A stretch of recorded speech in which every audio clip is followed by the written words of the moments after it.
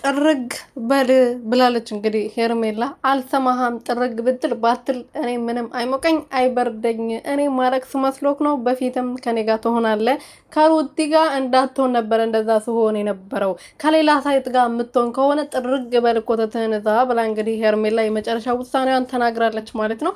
ምክንያቱም ከሩቲ ጋር እንዳይሆን ነበር ያ ሁሉ ጎርጋር ስትቆፍር የነበረው። አሁን ደግሞ ሌላ ሴት ከሆነች ሌላ ሴት ከሆነች ከሩቲ ጋር ካልሆነ የትም መሆን ትችላለህ ብላ እንግዲህ የሚገርም ጥቅስ ፖስታለች ነው የምላችሁ። ሰላም ቤተሰቦቼ እንዴት ናችሁ? ደህና ናችሁ ወይ? እኔ ያለው እግዚአብሔር ይመስገን። ለዚህ ቤት ለዚህ ቻናል ለዚህ አመዳም የሆነ ልጅ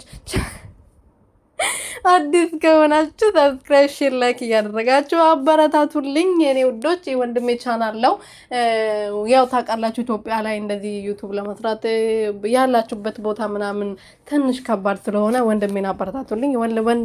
ወንድሜ እንትን እንድል ብዬ ነው እንደዚህ እያደረኩ ያለሁት እና እባካችሁ አበረታቱልኝ።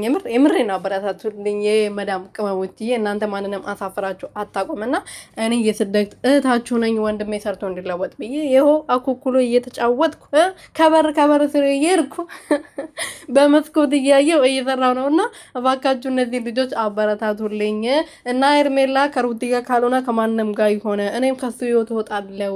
ተስፋ ቆርጫለሁ። በፊት ሩቲም እየተፋለመች ስለነበረ በሩቲ መሸነፍ ስላልፈለኩ ነው ከአብርሃም ህይወት ያልወጣሁት። አሁን ደግሞ እወጣለሁ። እሷ ከወጣች አብርሃም የሌላ ሴት እቅፍ ውስጥ ከገባ ከሷ ጋር ፍልሚያ ውስጥ አልገባም። ፍልሚያ ከሩቲ ጋር ነበረ ብላለች እና ምንላችሁ ፈልጌ ነው። አንቺ ምቀኛ፣ አንቺ ሆንሽ እባብ ሴትዮ ማለት ነው። ለምን አሁን አትፋለም? ይቺ ቀዳጫ የሆነች